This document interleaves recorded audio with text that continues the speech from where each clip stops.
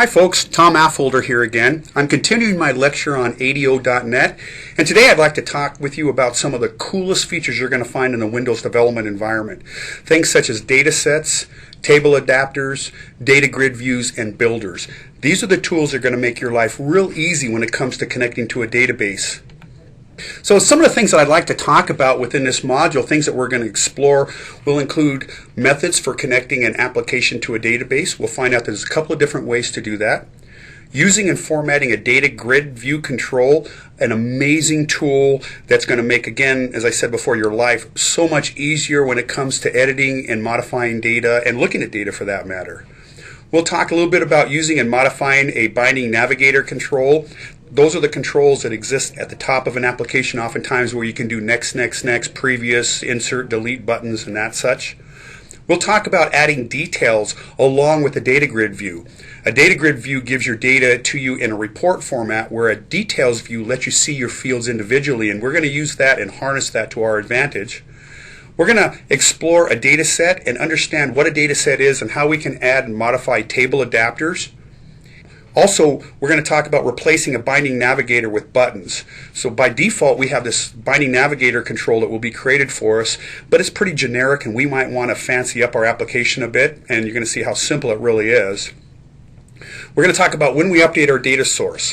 When a user updates the data on a screen, at what point do we take that data and physically go back to our database and update the database? We'll have total control, and we'll talk about a couple of methods of doing that, and you get to pick which one you want or which is the most appropriate for your application.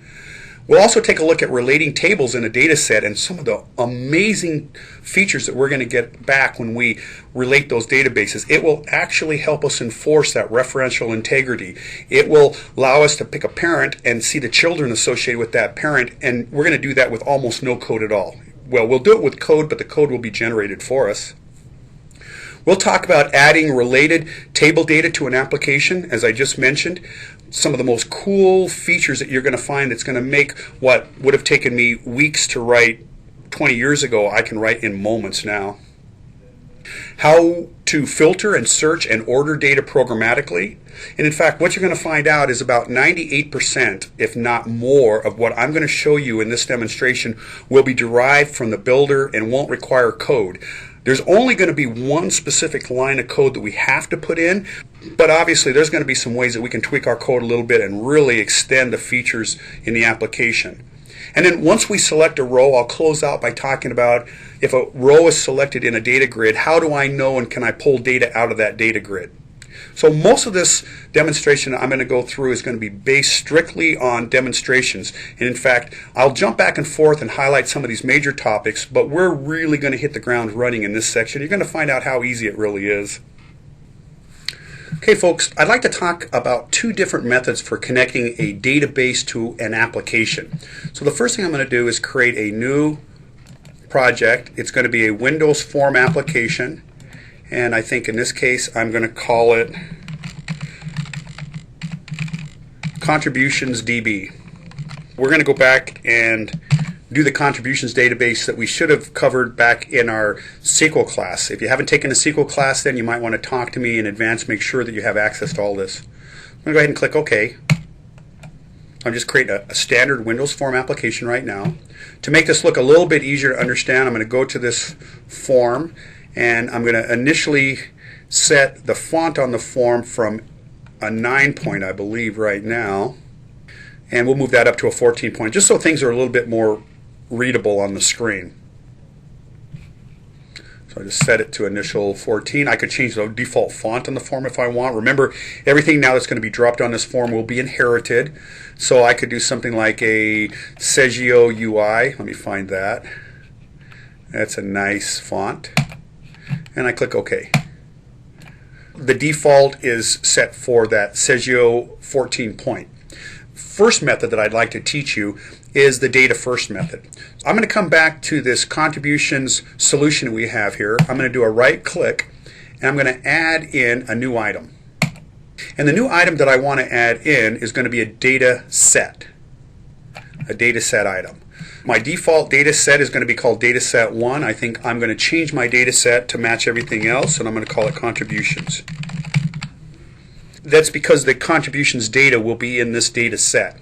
Now before I go on, let's understand that the way that Visual Studio works along with SQL Server or Oracle or MySQL is it doesn't make a direct connection to the database. What it does is it goes out, grabs the data out of the database, brings it back into memory, and it uses what's called a disconnected data set.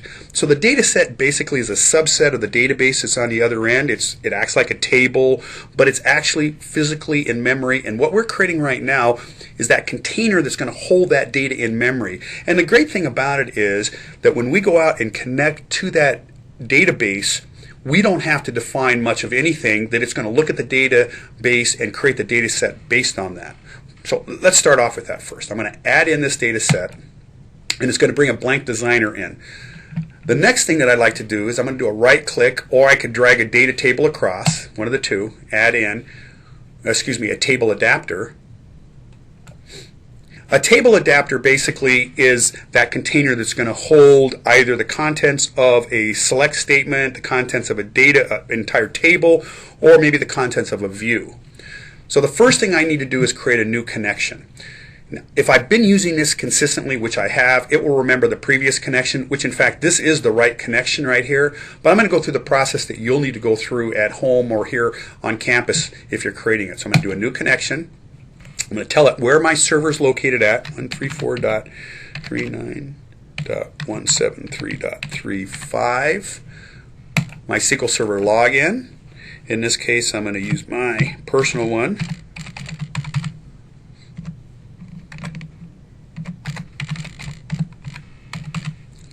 And I'm going to select the database that I want to connect to. So assuming that all of this has worked,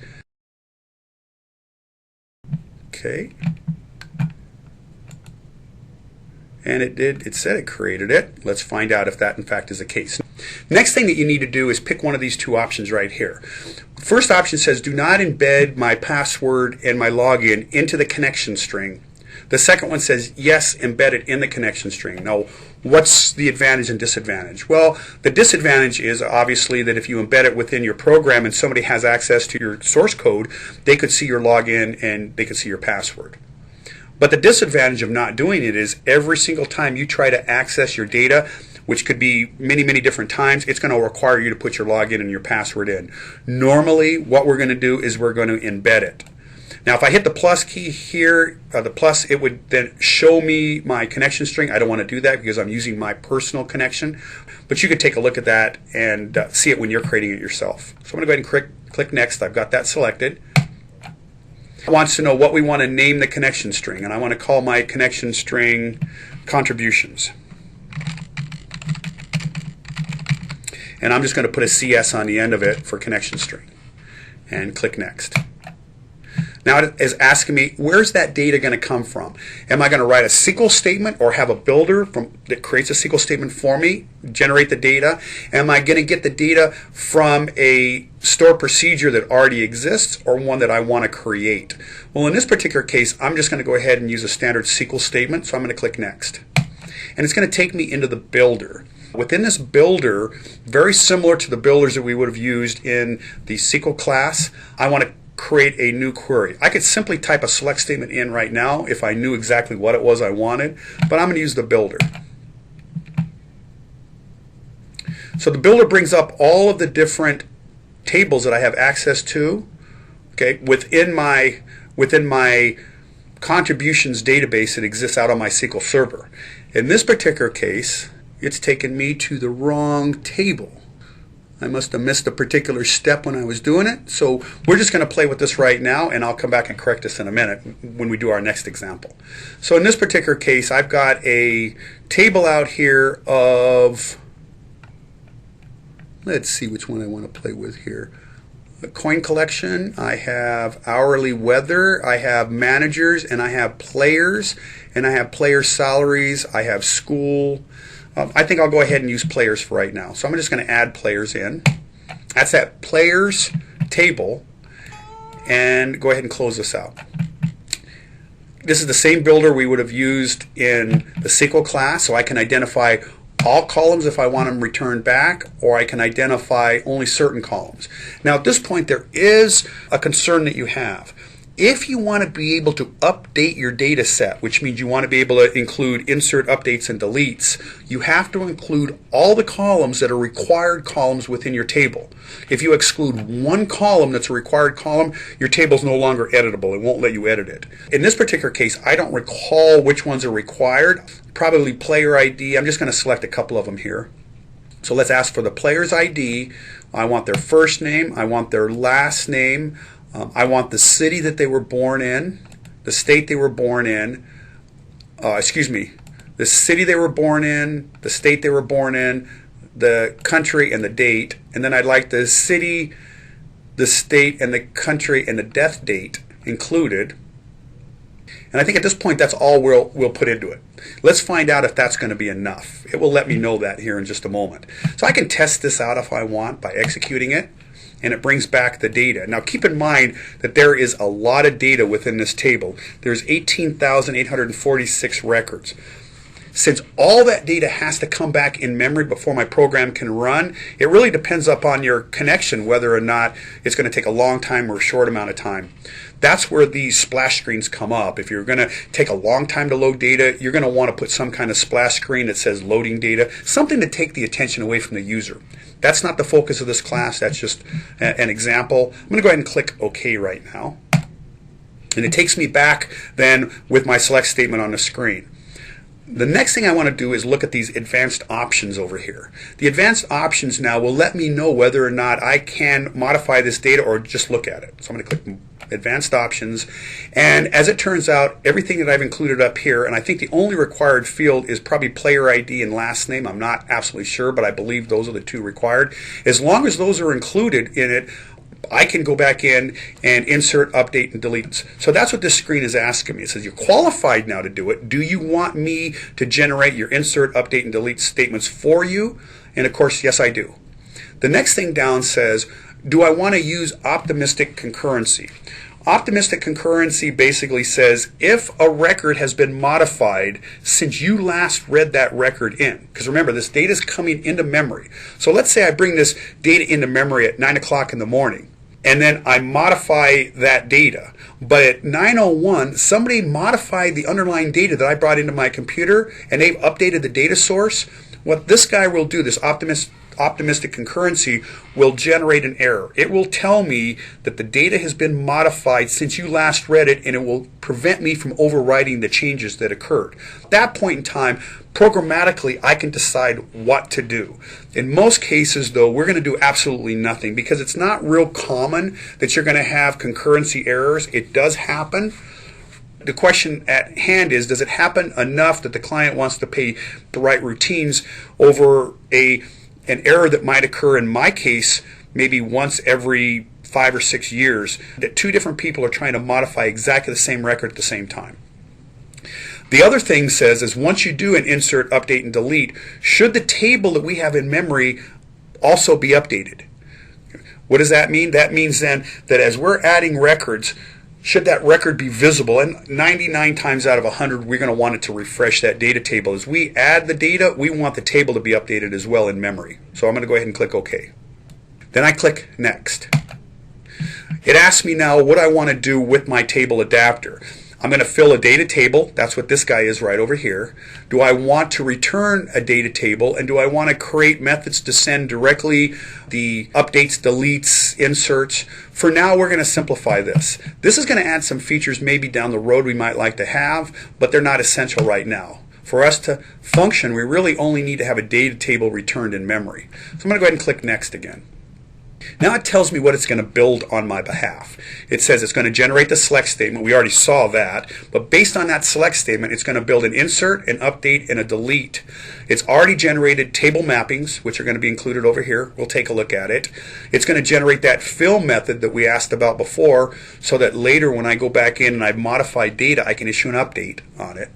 And then it's going to generate update methods. The update methods then are going to make sure that later, once I add this data in, and these two guys look to be the same, but actually they're different.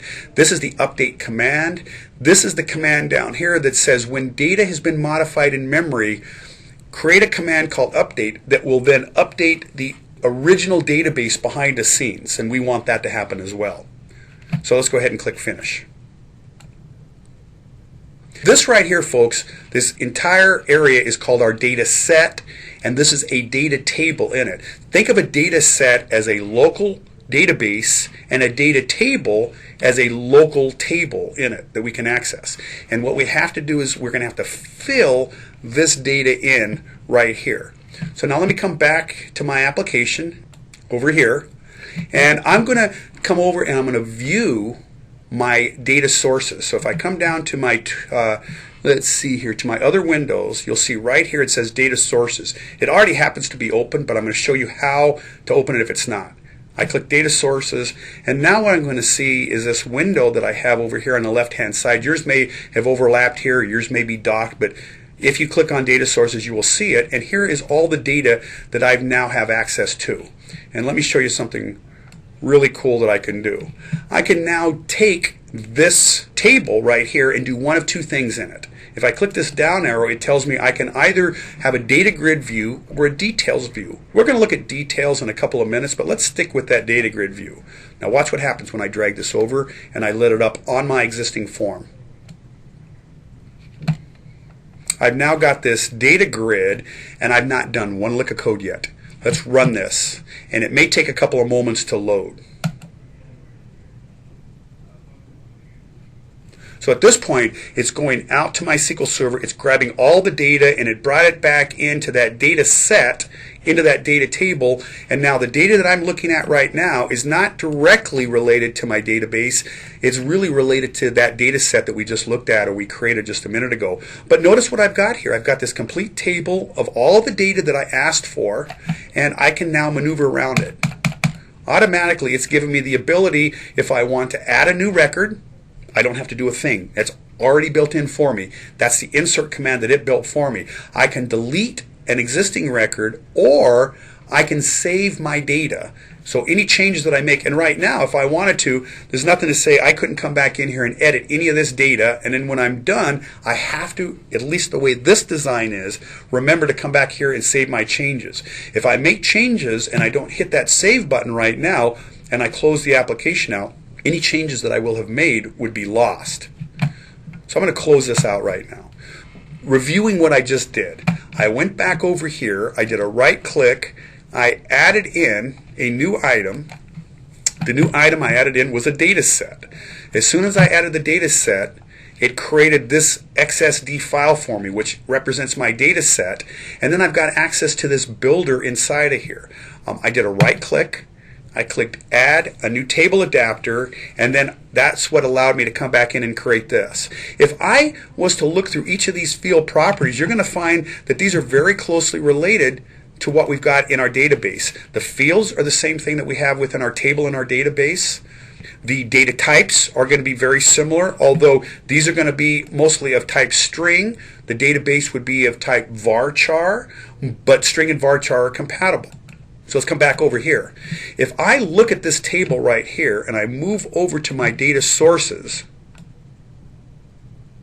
right here, you'll see that the data source for this guy, and we're going to look at this binding source in a minute because this is a really cool tool, but it's telling me that the source of my data for this grid is coming from players binding source. And if you look down below here, here's my players binding, right here, players binding source here. This is called my binding source navigator. It's automatically added for me. I don't need to use it. But initially, if I want to be able to move around my records, I can do that using this method. Once I did that, then I went back over, I viewed my data sources, so I went back over to view. If I didn't have my data sources available, then I went to my other windows, and right here are my data sources, and that's what's showing me another view. These guys basically are the same thing, folks. This is just showing me another view of it. And this guy over here on the left hand side is important because he now allowed me to drag my records across, or in this case drag my grid across, and he made it for me. We're going to come back to this grid in a minute. What I'd like to do now is close this out and use another method. So let's do this. I'm going to do a new project. I'm going to do a Windows form application, And this time I'm going to call mine contributions DB2. And I'll show you another way we do the same thing. Brand new application being closed out. There's no association right now with this. I'm going to come back, change this to a 14 point again. I'll come back here and make sure that Segio UI is selected because I like that one as a designer. Right there, so I got Segio UI, 14 point, click OK. So there's my design palette. Now what I'm going to do is, rather than create that data set, I'm going to let that data set be created for me. I'm going to find that data grid object that exists. And if you look down below here, you'll see there's a data tab, and if I open that up, there is a data grid view here. So notice in here I have a binding navigator, I have a binding source, I have a data grid view, and I have a data set as well. So I'm going to grab this data grid view and I'm going to drag it onto my form and let up on it. And as soon as I let up on it, because it's not directly associated with the database like it was in the first example, it wants me to pick my data source.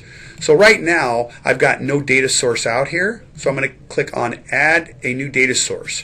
Different way of doing what we did before. Okay. And it's going to walk me through that same kind of builder. This time it wants to know, where's my data coming from? Is it coming from a database, which it is? Is it coming from a service? I could have a web service sitting out on the internet someplace, which is basically a remote, acting kind of like a remote database, and I can get to that data through a service. I can also get through it through an object, which we will talk about later in this quarter. And SharePoint is a Microsoft technology that we don't use here. So I really want to just focus on a database right now. So I'm going to make sure database is selected, and I click Next. Now it wants to know what kind of container is my data going to go into. It's going to go into a data set. So I'm going to just leave it the way it is. I've only got one choice here. I'm going to click Next. Now we get back to the screen that we had before. Now want to embed my, because it's built my data set for me, it's built my connection for me. I do want to include that information of my data in the connection string here. And I go ahead and I click Next. Now if I didn't have a connection already created, I would do a new connection and then it would return me back to this spot again. In fact, let me go ahead and do a new connection because I want to point to a little bit different data than I had before because I had a problem with that. So let's do a new connection, 134.39.173.35. Put my login in.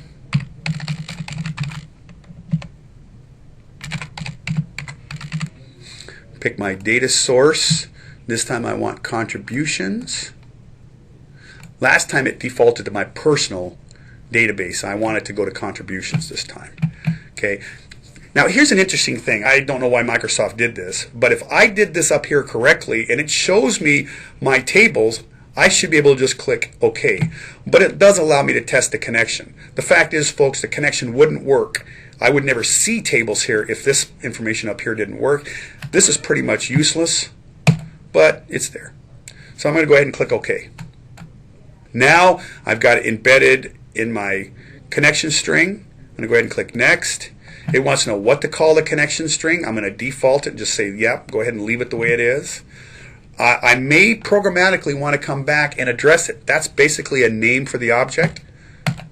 Let's click Next. Now this is a little bit different builder in here. Okay, you'll find now it's going back out, grabbing my database information. It's reading my database, and it should populate in just a second. Now a little bit different in this format, but I can do exactly the same thing. Now it doesn't give me the ability to pick a select statement. What it does is it has me select a particular table using this method. So in this case I want the donations table, but I only want to have certain columns perhaps. So I want to have the ID column, maybe the person that made the donation, where they're from, maybe what their occupation was, when they donated, and how much money they donated in it. Now again, if these are not required fields, these though that I do not have checked, I should be able to update my data.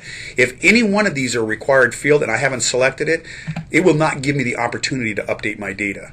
Later I can come back and modify the select statement, and I'll show you that in just a second here. So let's go ahead, and I've got all that stuff selected. Let's click Finish. And it's done the work for me. Now notice it also brought up this builder, this same builder that we had in the previous example, but I didn't get that far into it. I stopped before we got here. So this builder here, basically what it says is when you select this grid that was automatically created for me, I've got this little help button up here. If I click that help button, it comes back and it gives me some options for my table. Do I want to allow people to add records in my existing view? Do I want them to be able to edit data in the view? And do I want them to be able to delete it? And then do I want them to be able to order the columns? What does that mean? That means drag columns back and forth and reorder the way it looks in here. I'm going to leave it the way it is right now. We might come back and change this in a minute. I'm going to widen this out a bit. Now you'll notice, and I'm not sure why this is, folks, that sometimes when you use this builder, it will automatically add that Navigator tool to the top as we had in that first example, and sometimes it doesn't do it. It chose not to do it this time. If it doesn't do it, then let me show you how you add that Navigator yourself. Here it is down on the toolbar. If I grab this guy and just let up on it, the Navigator automatically docks itself to your form, and it docks it to the top. If you don't want that Navigator to be docked in the top, the left, the right, or the bottom, then what you can do is you can do this. You come out there and add in a, so I've got these different containers here. A group box container is a container that has a border around it, as you see there. It's very similar to a panel, but the panel container has no borders on it. So if I want to have borders or a title on it, I would use a group box. If I don't care and I just want it to look like it's sitting on my form, I would use a panel. So let's use a panel, and just to show you what I could do. So if I don't like the way that control is sitting, it will dock itself to whatever container it has. So watch this. I'm going to do a Control X to copy it out and a Control V to paste it in. And now I've got it within this group, and it will, however I have it, it will run the same. Let's try this out and see what's going to happen.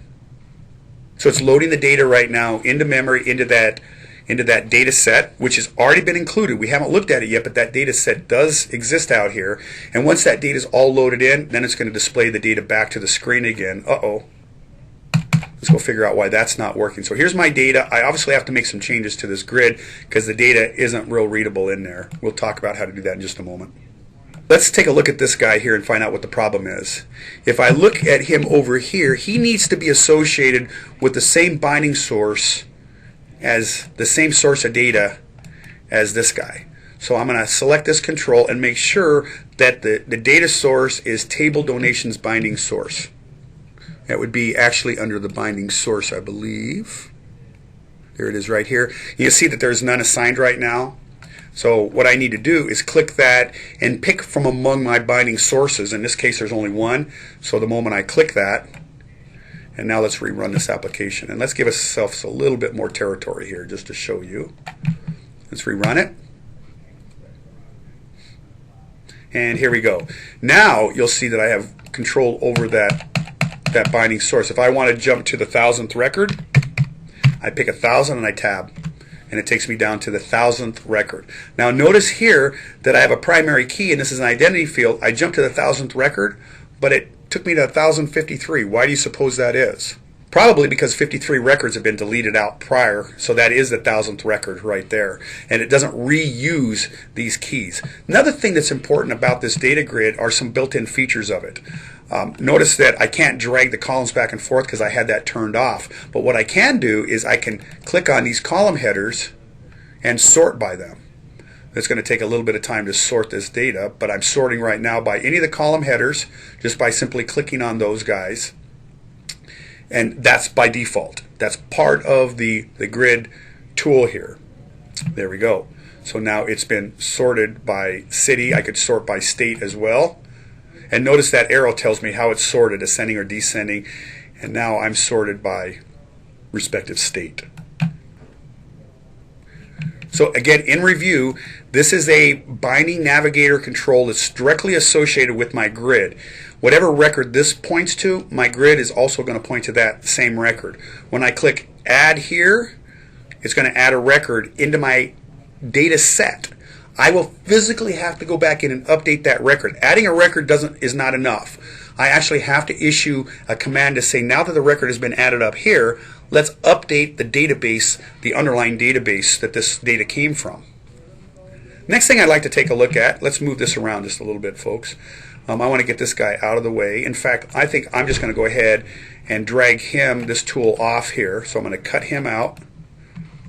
And for now, because I could use the territory, I'm going to paste him back into the document. And it looks like he maintained that connection. So I can get rid of this panel down here. And I want to show you another really, really cool feature. First thing we're going to do is learn how to format this grid a little bit. Because everything that's in this grid, the user doesn't have to see. The ID that we have has to be here, but the fact is the user doesn't need to see that. We don't have anywhere near enough room for any of this column information that exists up here, so I want to go back in and reformat this grid. And I can do that with this little helper tool up here on the right hand corner with the grid selected. If I hit that little tool there, I've got edit columns. I'm going to click that. Now you'll notice that right off the bat, the same columns that exist here are the columns that exist across the top. So I can make all kinds of changes that I want in here. First thing I want to do is make that ID PK field, I want it there, but I want it to be invisible. I don't want the user to see it. It's going to get in their way. So what I'll do then is I'm going to move down to the visible, and I'm going to double click that and make it false.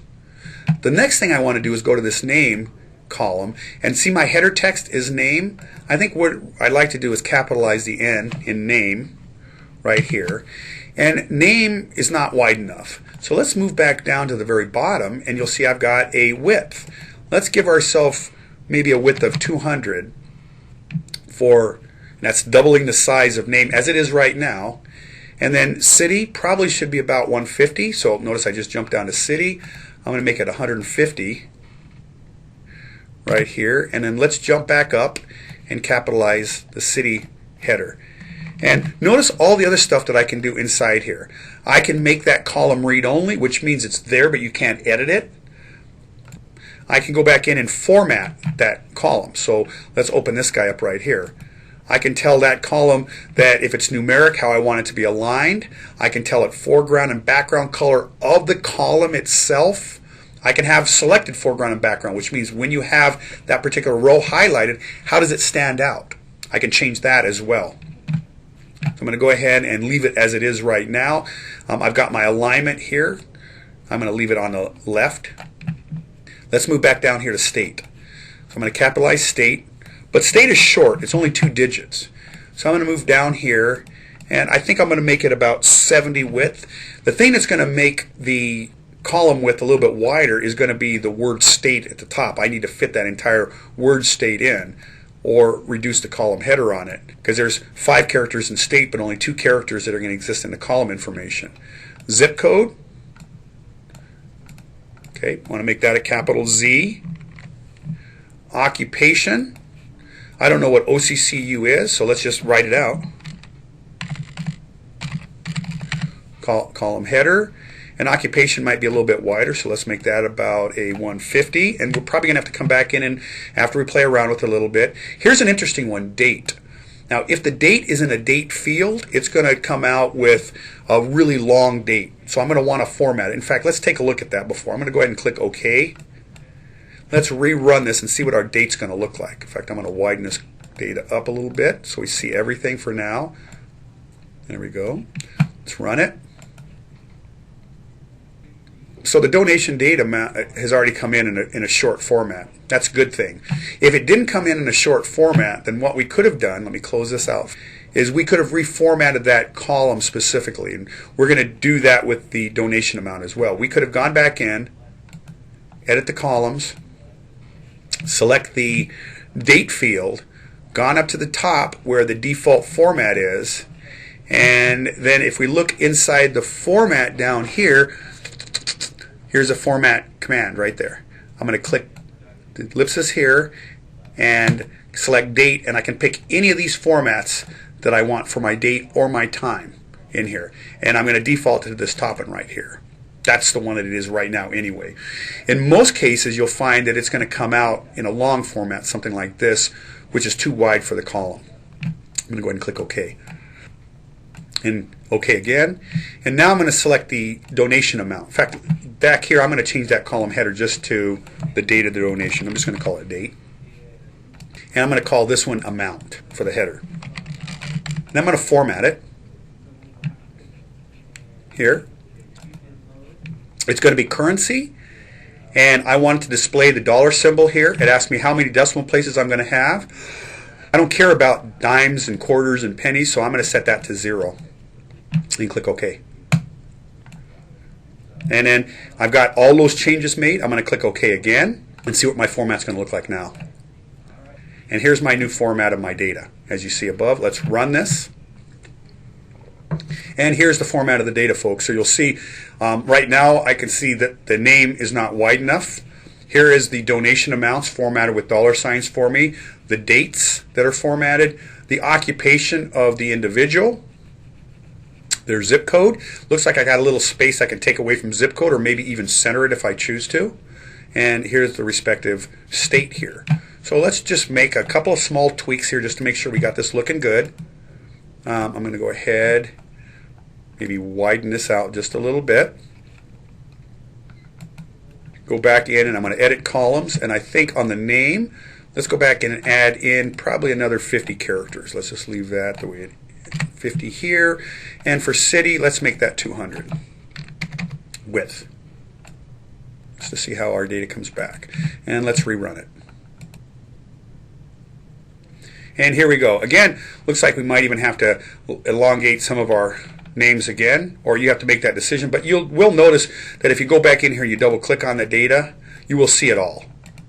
You will be able to go back. It doesn't mean that it's truncated and we don't have access to it. It just means it can't show it to us in this respective column, but we can scroll to it when we're in that field by moving back around if we wanted to.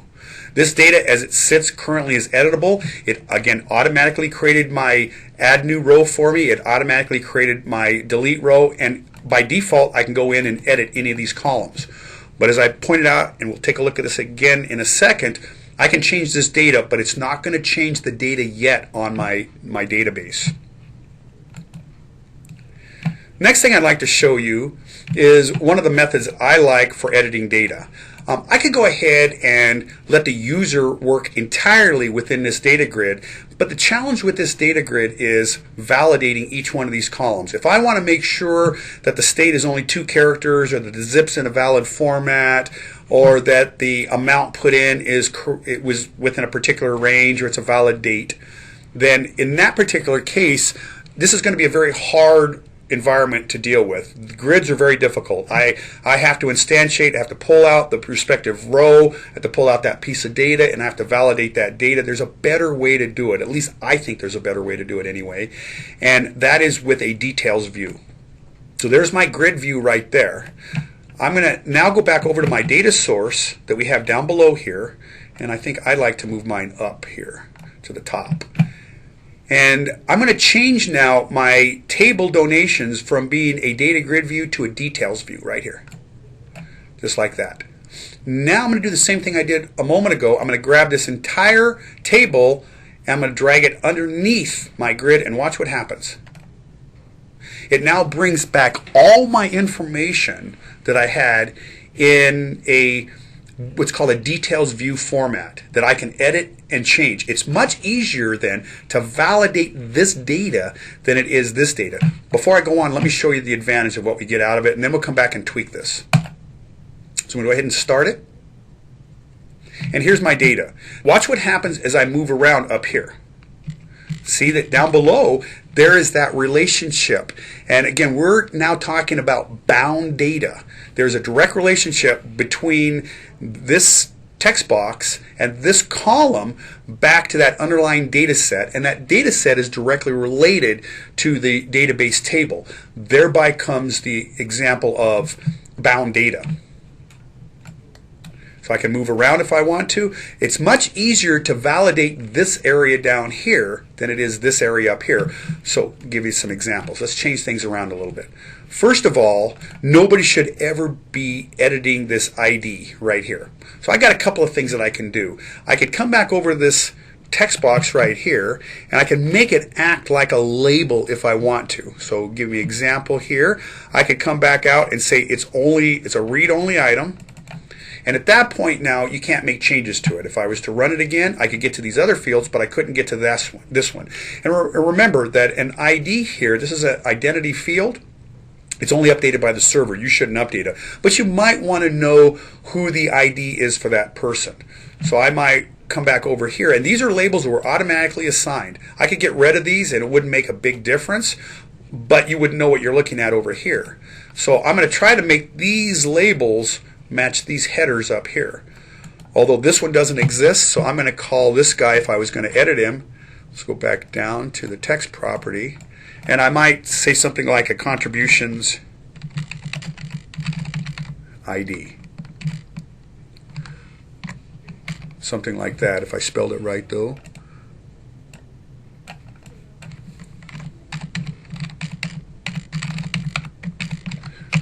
And then align that up. And notice how these really cool alignment features Microsoft has added in. I think that was added in about 2010. That it aligns with our data, with our columns. So there the data at the bottom of contributions ID aligns exactly with the data inside here. So then I come back here and I would change that perhaps to name.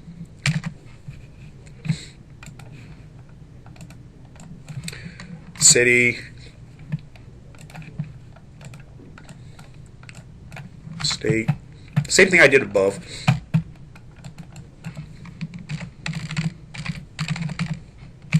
And in this particular case, I probably would do a right align to make the data align, but that's a design technique.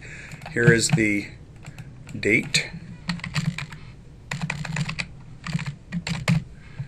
And then the amount. Now the advantage to this is, as a user inputs data in here, I can validate that data. I can validate the data. Again, what does validating the data mean? Validating the data means that I can make sure that before they can hit the update button, that I can test to make sure all this information is filled in.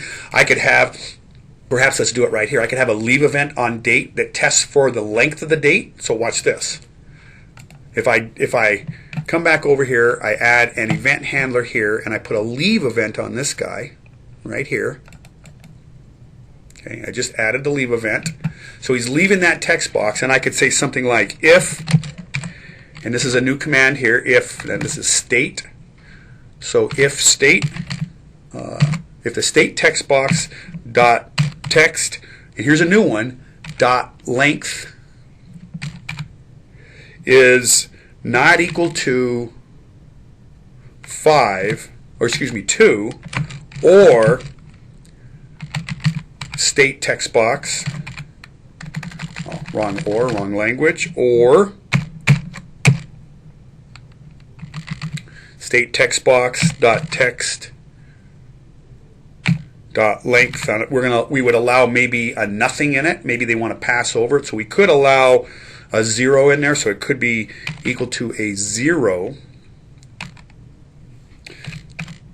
If the length, and let's try the correct language here, if not state is equal to 2, again, if not state equal to, it's not going to like that one either because I got to put my brackets here, and I believe it's going to want me to do it this way.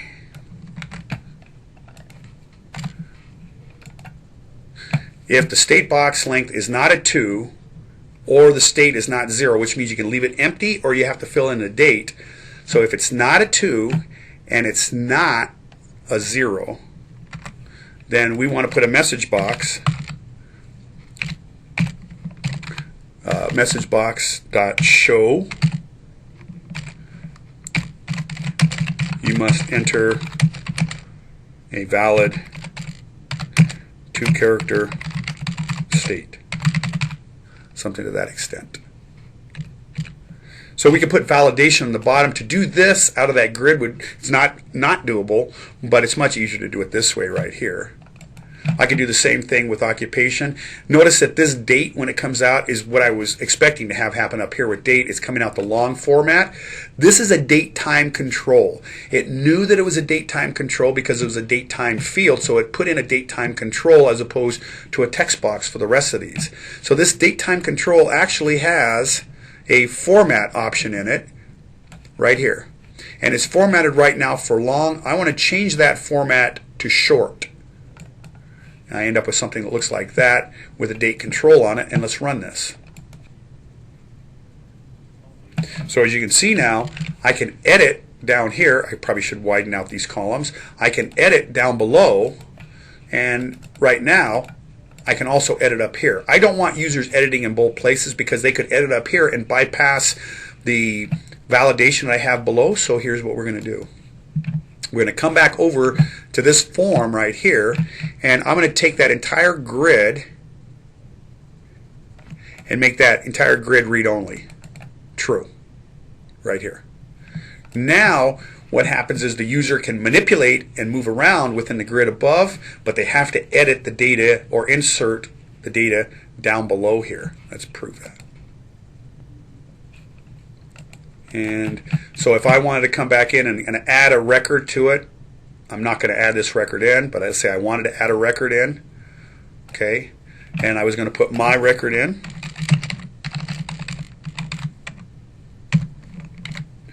So watch this.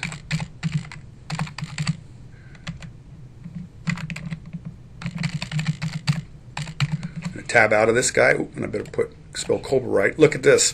You must enter a valid 2-character state. Now I probably should have put my cursor back into it. I didn't do that, and it's not going to let me leave that until I correct it.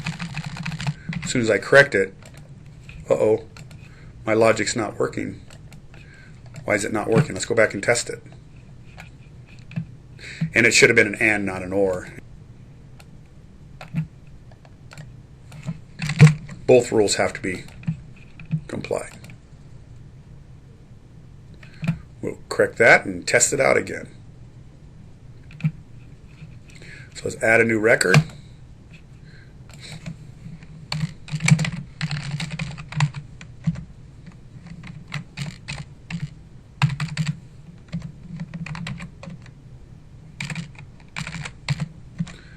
See how it allowed it at that point. It let me put it in. Let's try SH for Washington. Nope, won't let that. Let's come back here, and it accepted it. So there's my validation on that. I could have done the same thing with a zip code. I could have made sure all fields were filled in if I wanted to by requiring it so that when you hit the update button that it would change. So let's go ahead and back out of this right now. Talk about this tool up here. The Binding Navigator is a really great tool. Microsoft has included for us, but I really don't like the looks of it. I could go back in if I wanted to and make changes to this control right here, and let's take a look at what it gives me the option of. Notice in here I can do background colors, I can do background images for this menu item up here, treat it like a menu. These are the commands that are automatically added that count the items, that provide the count that exists here, that provide the delete feature right here. We'll find there's another one for first item, for last item. So each one of these menu items are handled by these basic commands that exist right here. Notice the docking that we have over here. I can change the docking. It's docked on the top. If I want my menu to be on the left-hand side, I can put it on the left-hand side. If I want to, I can dock it to be on the bottom, down below, or on the right-hand side. I could actually put it dead center if I want, but that's not common. It would take up this entire region, which we don't want it to do. Let's leave it at the top for right now. What I'd like to do next is show you how we can get rid of this menu item up here, because this menu really is just using commands that already exist. So let me give you an example here. I'm going to close some area out here. I'm going to move this stuff down a bit right here, and I'm going to reproduce many of these buttons that we see right here and design my own buttons. In order to do that, I'm going to need to have this binding source that we have down below. That source, it's our data source for all of this. In fact, where was that at? Let's make sure I get this all. Line up my icons here. and that's this guy right here. That is an amazing tool that we're going to play with. So let's start off by grabbing a couple of buttons here and throwing it on the form. Show you how simple this is. So there's one button. Okay, so I'm going to copy that. I'm just going to paste a couple of those buttons in here. So 6, 5, 4, 3, and 2 right here. So the first thing I want to do is get rid of this button. That button right now is the top button. That takes me to the very first record in my database. So if I'm sitting at the end, if I'm at the very last record and I hit that button, it takes me back to the very beginning again.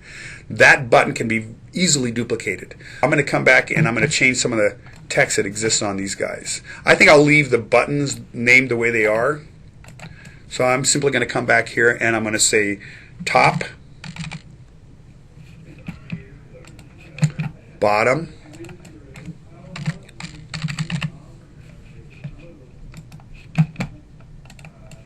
next, previous,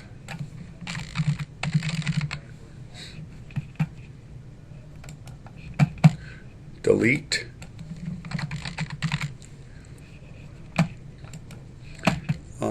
and add. I actually got those out of order compared to the way they are up here, but it really doesn't make any difference. Let me show you how simple it is to code these guys. So I'm going to do the top button first, and I need to know this binding source, so it's table donations binding source. Watch this. So I do table donations binding source dot and move first right there. And move first is a method, so I put my parentheses after it, and there's the command. That's all I have to do to go to the very first record. And if I want to go to the last record, I would do table binding source dot move last. That's simple. Let's keep doing the others. If I want to do the next, you can guess which this one's going to be. This one is going to be table binding source dot move next. The previous one, and we're going to come back and test these first, would be table binding source dot move previous. So let's leave these as they are, come back in and rerun and see if our application is going to change a bit. We know up here we've got the buttons to move back and forth. We can go to the end. We can go to the beginning. Now watch what happens. I want to go next. I want to go to the bottom record. I want to go to the top record. I want to go to the previous record. There is no previous, so let's do next and previous. So I've just recreated these same buttons, these 4 buttons that you see right here. If I want to recreate this guy right here, let's jump back and take a look at a couple. I could throw a label out of my form right here, and anytime that this record changes, I want that label to update. So let's see if we have anything in the binding source that lets us modify anytime this binding source focus changes. Let's see what it's got for event handlers here. Notice, it's got adding a new. So we start adding a new, we can have something happen with this. Somebody selected the add new here automatically. Current changed. That means then that we've moved our position. It could work there. Current item changed. It could maybe be that one. But really what it's going to be probably is position. These are the position numbers. So let's try this. Anytime the position changes, I want something to happen. Anytime we move a record. And what do I want to have happen? I want that label. I want label1.text, because I didn't name it, to be equal to, and now I want to go back into that table binding source dot, and let's look around and see if we've got a current record in here. Something we can add in here. There's a count. That's going to give me the total number of records. So I could do something of if I wanted to. Let's keep working our way down. current changed, data memory, disposed, find, get type, index of. There's an insert in there. Boy, there's a lot of cool stuff in here. There's our move. There's our position right there. Position is the record number that we're sitting on. So if I click on position, you'll notice that position returns back. It's going to be a number that we get back, I believe. So if I try to leave this alone, I'm going to get an error. It's going to say you can't do that because position right now is numeric. So I have to do a toString on that to make that guy work. And let's run this and see if in fact that's going to work for us. Position. Let's move that around. Notice how as my position changes, but I do have a problem because my position starts at 0. Look at this. I'm on the very first record. It's 0. If I really want that to represent that number here, because remember we're geeks and we start at the 0, then I'm going to have to go back in and modify this code here. I'm going to have to do this. I'm going to say take the position, add 1 to it, and then do a toString on the end of that. Remember we have a formula. We do the formula first, and then we do a toString on it at the end. I'm wanting to make that number match. And as long as I'm at it, let's add more to it. That's going to say 1. I want to add after it the word of. And then after that, I want to add in also the table binding source of the count. So let's find that count that we had before. That's going to give us everything, all the records that exist. And count is also going to be toStringed. And I probably should put a space after it. And let's see how that's going to work for us. So now I've got 1 of, and it matches right up here exactly. And as I next, I go to the bottom, I go to the top. Everything's matching up here. So I effectively, so far, with the exception of the delete and the add, I could get rid of most of these menu items up here. I just use my own buttons. Let's talk about how we would delete and how we add. Let's come back over here. Let's grab that delete button and let's double click on it. And again, any of these things we're dealing with, we're going to be dealing with that binding source. So let's do table, that binding source, dot, and let's see what we've got in the realm of delete here. So I'm looking down here. Look at that.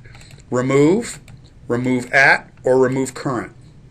Remove current says whatever pointer you're sitting on in that data grid, or wherever your pointer's at in that data, that's the record that I want. And it's going to be the remove. So in order to reproduce that delete, this is all I have to do right here. That reproduces exactly what that button right here is doing. Let's take a look at the add button. Okay, so I'm going to do the same thing again, that binding source, and that binding source is going to be a tool we're going to use a lot. Dot, and now I want to add a record. So let's go back up and take a look. Look at this. I've got add, adding new, which is an event handler. That means as I'm adding a new record, I might want to have something happen. All these lightning bolts over here, folks, they show up as event handlers. But I want to add a new record.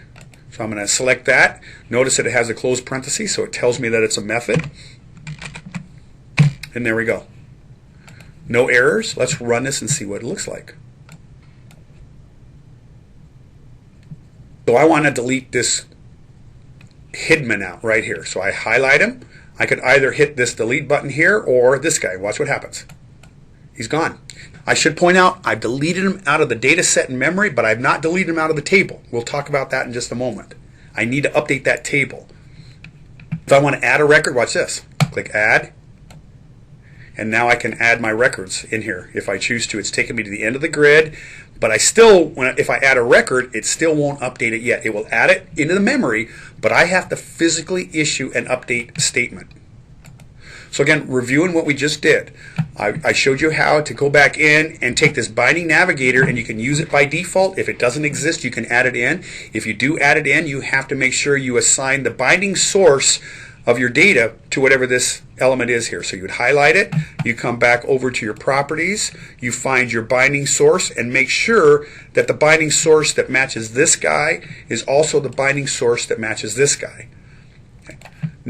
If you want, you can go back in and add your own buttons. And these could be anything, folks. I just threw these in. I'd probably make it a little prettier this way.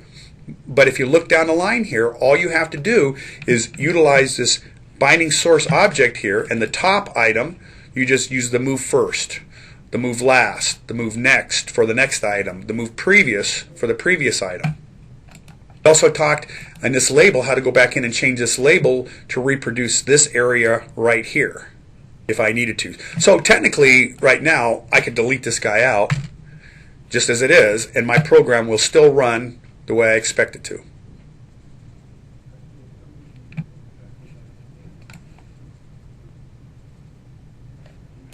So top, bottom, previous, next,